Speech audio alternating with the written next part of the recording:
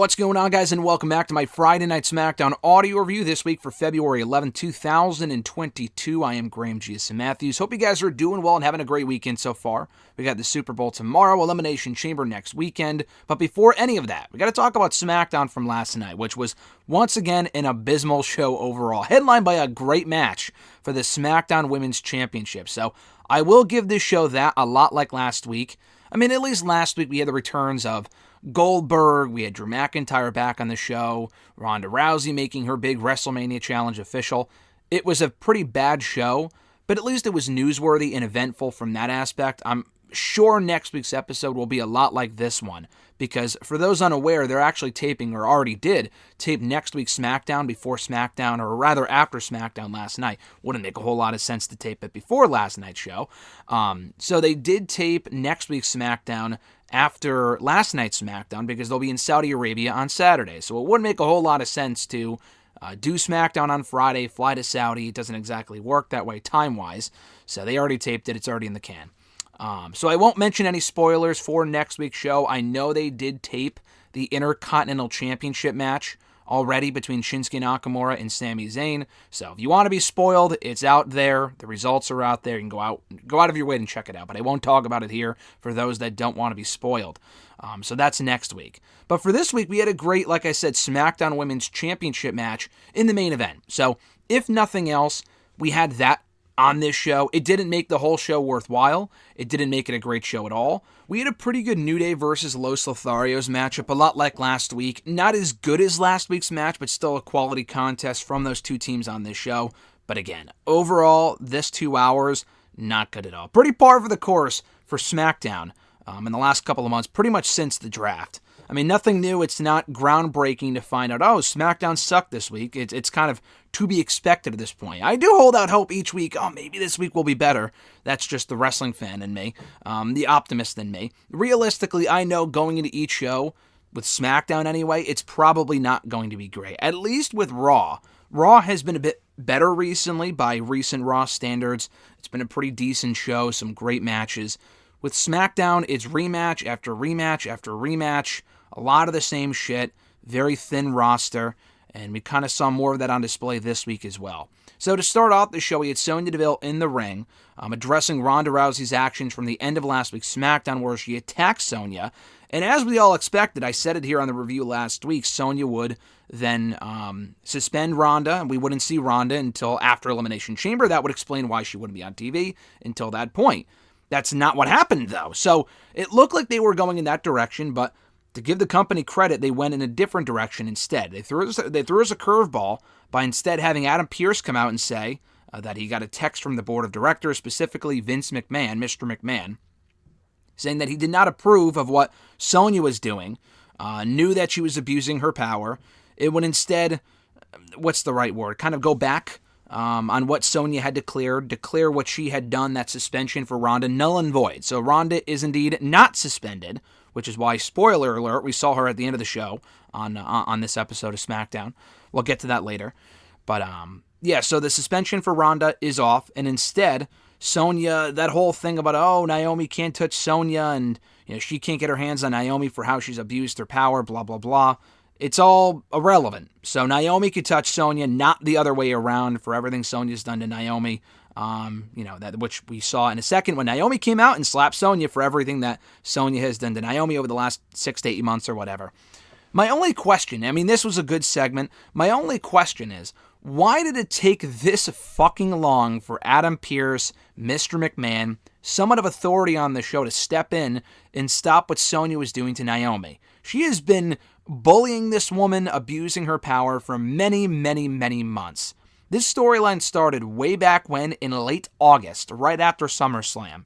And almost every single week, we've seen some sort of interaction between Naomi and Sonya, where Sonya has made life hell for Naomi. Why all of a sudden are Vince and Adam Pearce sticking up for Naomi and doing what's right? I mean, why did it take 6 to 8 months? I did get a good kick out of Vince's line in the text to Adam Pearce, or the email or whatever that Adam was reading off. I did get a good kick out of the fact that he had said, it would be something along the lines of like, who abuses their authority? I mean, who would ever do such a thing? Coming from the guy that had done that for 25 years on television, but that's besides the point. I know that was intentional. So a good segment here that set the stage for what we would see at the end of the show between Naomi and Charlotte. And it would also kind of, it did give me more hope, this segment did, that Sonya would not get involved in the SmackDown Women's Championship match. I think that was the point. But the problem is that the feud has gone on for so long. And I feel like they've made empty promises like that before. And first of all, had Ronda gotten suspended, it would have been completely justified because you shouldn't put your hands on an official. So, of course, of all times for Sonya to get reprimanded, it would be this week when she was actually saying something that made sense or doing something that made sense in storyline. But anyway, I feel like we've heard before, Sonya won't have anything to do with this Naomi match, and then she gets involved in some form or fashion anyway. So although that was made official here, Sonya won't have anything to do with Naomi and Charlotte later on, which she thankfully did not, I don't trust him. We've seen Naomi and Charlotte a few times already. Sonya's gotten involved. Why would I believe anything that comes out of this company's mouth? They've also promoted Naomi and Sonya a few times, and it never happened. It actually did on the SmackDown before Royal Rumble, but it was promoted as a match 2 times before that, and it never came to fruition. So again, why would anyone believe anything this company says? Really just in general, but specifically when it comes to stuff like this and a storyline such as this. So thankfully, I was optimistic to a degree, like, okay, maybe she won't get involved, but it was impossible to say for sure, because they say shit like that, and then they do it anyway. So, I guess that was the intent, but they already ruined the trust there. So maybe it didn't have the effect they wanted it to, but it was a good segment nonetheless. Our first taste of in-ring action on the show came when Los Lotharios beat the New Day, and I will continue calling them the fucking New Day because that's what they are. I don't know if you saw the report from yesterday from Fightful, but Sean Ross Sapp had reported, and he's a great credible source, that very bizarre. So it kind of goes back, it felt like it was a conflicting report. Maybe it was just a website that I was reading it on. But it sounds like Vince wanted New Day back together because he missed the magic they create as a trio. So that's why he wanted Big E back on SmackDown specifically, as opposed to someone like I said before, AJ Styles or Finn Balor, who would probably benefit more from being back on SmackDown than fucking Big E, who was literally just on the show 3 or 4 months ago before he became WWE champion. But he missed the magic of the New Day. But he is literally going out of his way to have the commentators and everyone not refer to them as the New Day. Woods isn't back yet. Also, per Fightful, he's off the internal disabled list or whatever it is. Like, he's no longer injured and he should be back soon. So we'll probably see all 3 back on television sooner rather than later. But they are literally going out of their way to not call them the New Day. Although that's what they've been on television for almost 8 years. That's what everyone knows them as. They come out to the fucking New Day music. It's not like Kofi and Big E are coming out to the, to Big E's entrance music or another theme or something. They are literally coming out to the New Day music. If it barks like a dog and it walks like a dog, it's probably a fucking dog. And that's what it is with the New Day. They are the New Day. So let's stop this silly shit that they're not the New Day. They're not wearing matching gear. But if you really want to separate Big E from Kofi and not put Big E back in the tag team ranks, then don't put him back in tag team matches. Like, it's been nice to have these 2 tag team matches with Los Lotharios. They're great. Angel Humberto are very talented. They picked up a big win here. I'm pretty sure they pinned Kofi. Maybe they pinned Big E. I'm almost positive they pinned Kofi. Either way, Kofi and Big E lost, which isn't anything new for Kofi. He literally went right back to the tag team ranks a lot quicker than Big E did. We talk about Big E being demoted, and I see Big E as being more main event material than Kofi, in my opinion. At least Big E, it took him a month to take him from pay-per-view main events and defending the WWE Championship to putting him right back in the tag team ranks. With Kofi, it was literally like a week. He lost the WWE Championship, and then literally a week or 2 later, he was back alongside the rest of the New Day on SmackDown in a tag team match without any acknowledgement that he was the WWE Champion the week before. I have never seen it worse than that. Big E wasn't quite that bad, but it was still pretty bad that he was WWE Champion in the main event of a pay-per-view, getting pinned for the belt by Brock Lesnar. There was acknowledgement coming out of the show that he was WWE Champion. He tried to get it back in the number 1 contenders match on the subsequent Raw. He lost. He lost in the Rumble. He lost to Rollins on Raw, and that was it for him on Raw. And so at least they tried to follow it up. The follow-up sucked, but at least there was follow-up, unlike with Kofi. The bottom line is this. They are the New Day. They do not see Kofi or Big E long-term as main event material. Like I said, I think Big E is more long-term main event material than Kofi, but the truth of the matter is, They're both good enough. They're both talented enough in the ring, on the mic, as characters, over enough to sustain that main event push if WWE were to put them at that level. Really, in all honesty, they can make anyone they want a main event star. Certain people will do better in that spot than others. I hate to rag on the guy, not really. I always go back to this. Jinder Mahal, they took him from jobber status and put him in main events as the WWE champion. He looked the part, but the promos and the in-ring work was just fucking mediocre as shit. He was not WWE champion material. That didn't stop them from putting the belt on him for 6 months. He was a lot like the New Day in that he also went right back to mid-card status. Not exactly tag team status, but he did go right back down the card as soon as he lost the WWE championship. But again, if you want someone to maintain their momentum or keep them at a main event level, regardless of what people think of them, you can do that. With Kofi and Big E, people want to see them succeed. People want to see them at the WWE or Universal Championship level. Especially Big E, because I know for a fact that he can succeed at that level with the right booking. The guy is fantastic. Kofi is great. Maybe just with Kofi, that he was a mid-card guy for so long. I guess Big E was too. I don't know. Of the two, I've always thought Big E had the potential more to be like a face of the company type of guy more than Kofi. But Kofi had a very good reign. At least Kofi's reign was better than Big E's. It lasted longer. He was booked better. He was in more prominent positions on SmackDown. He was the more of the face of SmackDown than Big E was the face of Raw. During their respective WWE title runs. But the bottom line is this. Vince wasted no time in putting them back in the tag team ranks. I don't give a fuck if he misses the magic of the New Day. You still had Kofi with Xavier, so it wasn't like they were all off doing their own thing. Big E was off doing his own thing, and he even said, I guess the report indicated, he was very adamant about Big E being separated from Kofi and Xavier, because if he's going to go off doing his own thing, he should be on a separate show doing his own thing. All right, then why is he back on SmackDown? You know what I mean? Like, that tells me that the singles push for Big E is over. And maybe he'll end up in a one-off title match on pay-per-view against Roman Reigns. I look forward to that. He will not win the belt. I don't honestly think he will ever regain the WWE title or the Universal Championship. He could. I'm not saying it's impossible. But I feel like you get a sense of whether someone will be back at that level after they drop the championship. You look at people like Bobby and Drew. Bobby was still treated as a main event star coming out of his first championship run, and I'm sure the second one's going to be over at Elimination Chamber, unfortunately, if and when he loses to Brock Lesnar inside the chamber. But I got the sense, okay, at least it's possible he could become champion again, because they're still booking him as a big deal. He lost a lot right after he lost the championship, but he was facing Goldberg, and when he came back from his month-long hiatus, he was killing dudes left and right. So that kind of gave me some hope that he could be back at that level at some point. Same thing with Drew. Drew wasted no time, and after he lost the championship for the first time, he was still in main events of Raw, feuding with top talent, in the main events and stuff like that, and he became WWE champion again within weeks.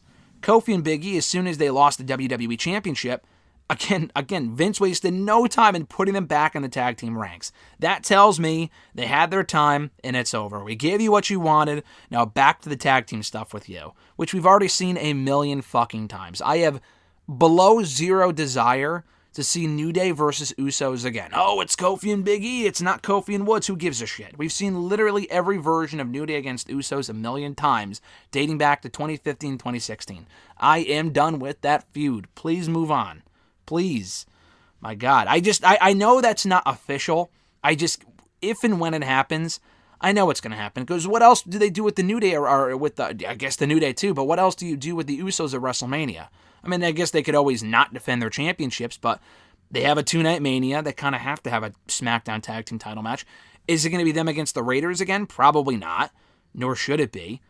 The only other team on SmackDown that makes sense is the New Day, and they're probably going to do it at WrestleMania. So I'm just preparing you people now, because I'm sure it's coming, and I'm sure it will be a great match, but we've seen it a million times before, and yet another tag team title reign for Kofi and Big E is not the answer.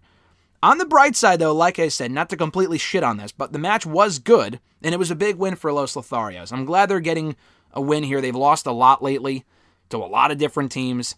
WWE does this weird shit where they'll book someone into an oblivion, and they'll be booked to look like a loser for weeks and weeks and weeks. And then when they decide to push them, like the Viking Raiders, they'll start winning more. You can't beat someone like a fucking drum and then all of a sudden give them a title shot and then expect people to care. It's a self-fulfilling prophecy of people just not giving a shit. But at least they did win here in what was a good match.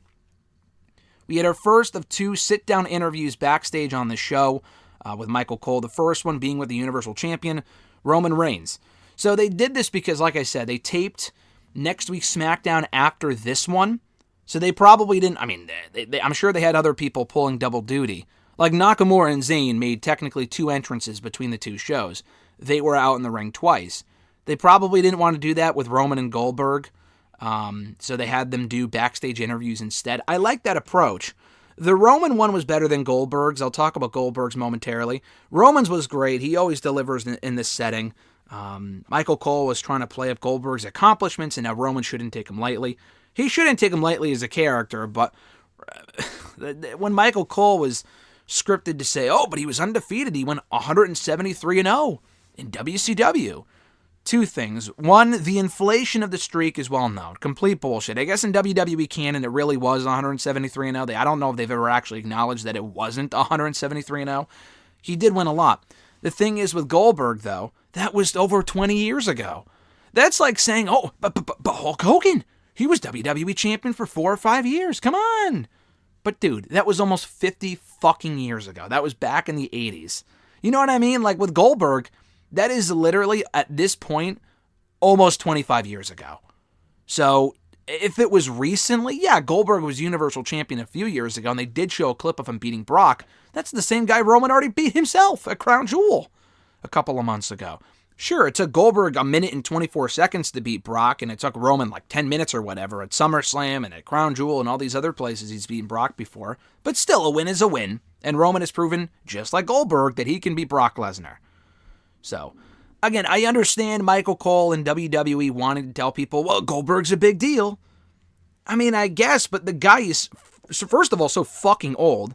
And 2, he's lost a lot more than he's won in the last 3 years. I probably talked about this last week, but quickly to recap. They aren't telling you this. They're talking about all the championships and all the accomplishments he had 25 years ago.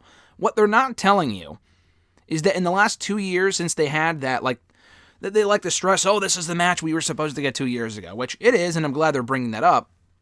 It's better than ignoring it, because that's the whole story of this match and why they're doing it. But since that match took place, or was supposed to take place, rather, at WrestleMania 36, what has Goldberg done exactly? He lost the Universal Championship that he was supposed to defend against Roman Reigns. He lost it to Braun Strowman instead, in a complete impromptu matchup, because Roman pulled out of the pay-per-view. So they put a complete loser in there in Braun Strowman. And not a literal loser, but a loser in the sense that, maybe not figurative either, but I'm talking about like as a guy that was literally booked to lose week in and week out for many, many months. Hadn't even seen him on TV up until he lost the championship, or up until he won the championship. So he loses to Braun Strowman, disappears for almost a year, comes back, faces Drew McIntyre for the WWE Championship, loses again. Comes back and faces Bobby Lashley for the WWE title at SummerSlam last year. Lost again in embarrassing fashion. He did beat Bobby at Crown Jewel. But of the 4 matches he's had since the match with Roman was supposed to take place, he's lost 3 out of 4 times. And the 4th time he kind of just got lucky. So this shit that Goldberg is a major, major threat is a complete joke. The guy's 50-something years old. He's in amazing shape. I get it. But he's also gassed to the gills in the sense that he always gets gassed during his matches, and his matches are just no good. And Roman Reigns has been Universal Champion, as he brought up here, for 500 and something days. The longest Universal Champion of all time. So Roman should take him seriously to an extent, but to take him seriously as the biggest threat ever to his championship reign is a joke, because he's not. But I did like the sit-down interview, though. When Roman had said, he goes, if I was in WCW, everyone would be winning, because the company would still be around. I thought that was a great fucking line. We got our dungeon-style showdown after that between Natalya and Aliyah, and interestingly, I don't think they called it a dungeon-style showdown once on the actual show. They mentioned it last week on SmackDown, they promoted it as such on social media, and even on the fucking website I saw while the match was going on, because I'm like, wasn't this a dungeon matchup or something? So, while I was writing my review, I went to WWE.com. It probably isn't there now in the results of the show, but in the preview of the show, it was there. It said dungeon, or it said Aliyah versus Natalya collide in like a dungeon-style showdown, was the exact verbiage they used. Dungeon-style showdown. Now, this wasn't an ordinary match. I assume the dungeon portion of it came in the sense that there would only be pinfalls and submissions in which you can win this matchup. I assume that's what they meant by this. And that's what they ended up going with. But they didn't call it a dungeon matchup. Not that it bothers me in any way, but it's weird that they would not shove it down our throats, but mention it several times in all these other different places, and then they don't talk about it here. Maybe Vince didn't like the word dungeon. He doesn't give a fuck about the Heart Dungeon. I thought it might actually take place in an actual Heart Dungeon-esque basement. Silly me for assuming that, I guess. This was your pretty typical run-of-the-mill matchup. Natalya wins, tapping at Aliyah. Aliyah grabbed the ropes for, the rope break, but there are no rope breaks because you can only win by pinfall or submission. So Aliyah taps out. When this first happens, I'm thinking, then what was the point of this mini feud? Aliyah beat Natalya in, 3 seconds a few weeks ago. I didn't really give a shit about that personally. She beat her by countout and by disqualification and all this other shit. And I'm thinking this doesn't culminate in Aliyah beating... Not that I give a shit about Aliyah. Aliyah is just abysmal. But if Aliyah isn't going to beat Natalya when it matters most in a formal one-on-one matchup, then she's just made to look like a person that can only win via DQ or countout or whatever, which is what she is, but perception is reality. If they really want to make a new star and try with her, then you have her beat Natalya. She didn't. So then I'm thinking, well, that was a waste. But then it kind of became more clear to me that, okay, hopefully Aliyah was just being used as the setup person for Xia Li. Natalya wins, Natalya gets it. Because it would be better than Aliyah beating Natalya, and then Xia Li goes on a feud with Natalya. That makes no sense. So Xia Li comes out finally. She saves Aliyah. And it's seemingly out of this, we will get Xia Li versus Natalya at some point in the next few weeks. So I like Xia Li a lot. She's really grown on me the last couple of years. She's shown improvement. I personally think she has far more potential and far more upside than someone like Aliyah, in my opinion. So I'm down for a Natalya-Xia Li matchup. Natalya does nothing for me as a wrestler, as a performer, as a character on this show at this point. But if she can be there to put other people over like a Xia Li, then I'm all for that.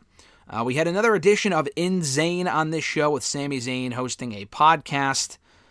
Just another talk show. I like Sami Zayn a lot, so he is entertaining. So, at least he can make it worthwhile. But this was another lame segment. This Nakamura feud has been a complete fucking failure. His reign has been terrible. I put this out on Twitter yesterday and got a lot of responses, but I did the math because I knew it was very small, so I was honestly curious if it would exceed one hand, and it didn't. And that Nakamura, not just this reign, but the man has held the Intercontinental Championship for over 380 days, over a year worth of 2 reigns as Intercontinental Champion, between his first reign back in 2019, which lasted into 2020, and this reign that started in 2021 and goes into 2022. He has held the championship for not consecutive, but a total number of 380 plus days. Between those 2 reigns, I'm not kidding you, he has literally had 4 defenses. Or maybe it was 5. I think it was 4 or 5 defenses I surmised.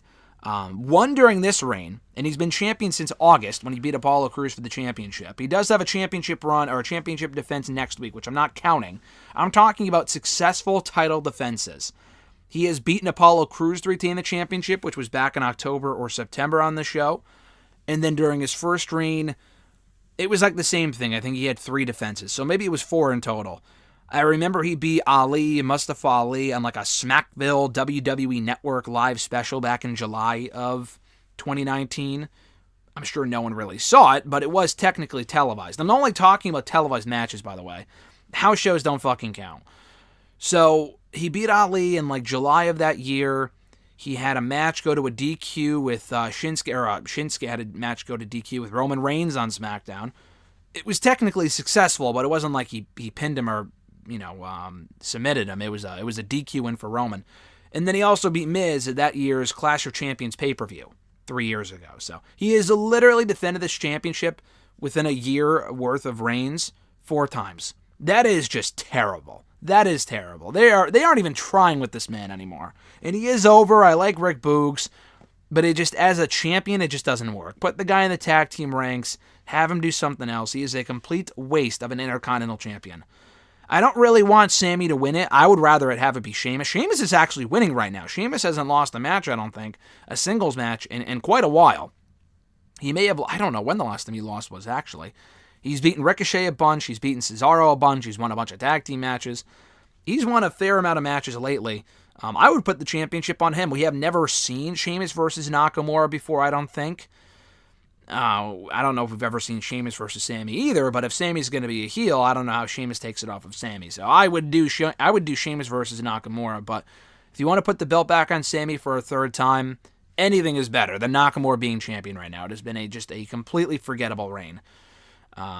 So, yeah, we had that, and Sami Zayn attacked Nakamura on In-Zayn and Rick Boogs as well when the microphone glitched out and electrocuted Rick Boogs. This was just, like I said, very stupid. They're continuing the jackass thing with Knoxville. They showed a clip that was on WWE's YouTube channel earlier on in the day in WWE.com of Knoxville showing up in one of those WWE pop-up shops, I think in California, and asking for Sami Zayn merchandise and putting it in a fucking wood chipper or whatever. It was a wood chipper that he threw the shirt in, and destroying all the Sami Zayn merchandise in the store, like these random pictures that were put up of him on the wall for some odd reason. Obviously for the sake of the skip, but it was just weird. And like, realistically, why would those pictures even be there when there were no other pictures of any other star in the store? They were just randomly put up on the wall. But anyway, so I don't know if they do Knoxville and Sami Zayn at WrestleMania. I thought the promotion for the movie would end at Rumble. And listen, I don't mind Johnny Knoxville. I thought it was dumb he was even in the match. I think it's stupid you have someone like him take up a spot for someone else like a Cesaro, for example. But whatever. It's been somewhat entertaining. Sami's been making the most of it. I saw the clip of Sami at the Jackass red carpet premiere earlier on in the week last week. That was entertaining. So, you know what? At this point, they have such a thin roster on SmackDown, I'm sure it wouldn't hurt to do a Sami, and as long as Knoxville does not win the Intercontinental Championship, but even then, I'm sure it would be more entertaining than anything Nakamura did while Intercontinental Champion. And I know he was hurt recently. I know he was hurt for about a month, but the man was also champion for 3 or 4 months before that, and he did not defend it once. So give me a break with that bullshit. We had Happy Corbin versus Cesaro. You talk about first-time evers. This is the first match these two have ever had one-on-one in WWE. I might be mistaken, but I looked it up and I couldn't find anything. It is quite crazy because they've both been on the main roster together, not necessarily on the same show, but they've been on the same, they've both been on the main roster since 2016. Cesaro's been here for a decade, but Corbin has been on the main roster since he got called up in 2016. Upon the draft, Cesaro was on Raw, Corbin was on SmackDown. 2017, did the bar go to SmackDown? No, they were still on Raw, and Corbin was still on SmackDown. In 2018, when they switched, the bar went to SmackDown, Corbin went to Raw. So that's what happened there. 2019, I don't even remember. Cesaro went to Raw. I think Corbin was still also on Raw for a time. So I'm surprised we never got a Corbin-Cesaro match at that point, unless I'm just completely misremembering. But then by the end of the year, I think Cesaro ended right back up on SmackDown, and I think Corbin did too. But I don't know. We just never got, for whatever reason, a Cesaro-Corbin matchup. Cesaro was heel again for a little while, so we never got that match. But we got it here. It was like a 3 or 4 minute match. It was well wrestled while it lasted, but it just wasn't really anything out of the ordinary. It was essentially just a showcase for Corbin and another opportunity, another excuse to give him another win. They did promote him as the undefeated Happy Corbin, stressing that he hasn't lost the match since he won big in Vegas over SummerSlam weekend. So they are obviously just doing this to build the man up so it means more, quote unquote, for when McIntyre beats him at WrestleMania. That is where this is going. For anyone thinking it will end any other way than McIntyre versus Corbin at WrestleMania, I do not know what show you're watching. Our last hope of them not doing the match at Mania was them doing McIntyre and Corbin at Elimination Chamber instead. But we found out last week it's going to be McIntyre and Madcap Moss at Elimination Chamber in a Falls Count Anywhere match, as we found out on the show in that weird backstage skit with Moss and McIntyre, where Moss was trying to get checked out by a doctor, tried to play up the eye injury when he took the Claymore last week, whatever. So, anyway, Cesaro was just a sacrificial lamb. It was just a sacrificial lamb. And it's not even like, oh, Cesaro should be headlining pay-per-views. Like, he got that opportunity last year and he lost. Like, I get that. But surely they could be finding more for this man to do than losing in 4 minutes to a guy that I don't think is as entertaining as Cesaro, at least in the ring. Corbin has better character work, but Cesaro is just amazing. So, the fact they can't find more for that man to do, to me, is just simply baffling. We had our second sit-down interview in the back of the night with Goldberg and Michael Cole this time. Goldberg, it was funny. He was like, listen, Cole, love you like a brother. I've known you for a long time, but I don't give a shit what you think. He didn't say it in those words exactly, but he did start off the interview. He was like, listen, I've known you for a long time. I love you like a brother, and don't take this personally. And then he proceeds to say that all these people saying that it's been one comeback too many. Michael Cole says, not in his own words, but in the words of others. He kind of mentions that to Goldberg, and Goldberg says, well, listen, I don't care what Roman Reigns thinks. I don't care what you think. So it's like, all right, you love the guy like a brother, but you don't give a shit what he thinks. Okay, that's interesting. It's kind of conflicting information. But he goes on to talk about how I'm the Goldberg of old, and I can do this, and I shouldn't be taken lightly. And it's like, listen, Goldberg's not a bad talker. I think he deserves more credit than he gets for being a good talker. And when he speaks with intensity like he did here, I appreciate that.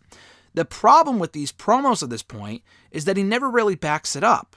Yes, he did beat Bobby at Crown Jewel, but beyond that, no, even then he didn't back up what he said. Going into that pay-per-view, he essentially promised murder on Bobby Lashley. And then he didn't deliver because he beat him, yes, but he never actually killed the dude. So, nor should he have, but then why say that so many times? You know what I mean? Like, before that he had lost to Bobby at SummerSlam. He lost to Drew at the Rumble. He lost to Braun Strowman at WrestleMania. Like, he was losing all these fucking matches, and it's like, how can you take the guy seriously? And he's not the Goldberg of old. Maybe when he first came back 6 years ago when they showed that clip of him beating Brock at Survivor Series 2016, that was it. That run was probably the closest to the old Goldberg we will ever get. And then maybe when he beat Ziggler at SummerSlam 2019, that was entertaining. But other than that, though, it's been just, he looks gassed out. He just doesn't look good in there. And I like Goldberg, but like they just use him in the wrong, like 10-minute competitive matches with people that he shouldn't be in the ring with is not the way to use Goldberg. Not at all. So, I appreciate his delivery of the promo here, but what he's saying just isn't true. It just doesn't make any sense.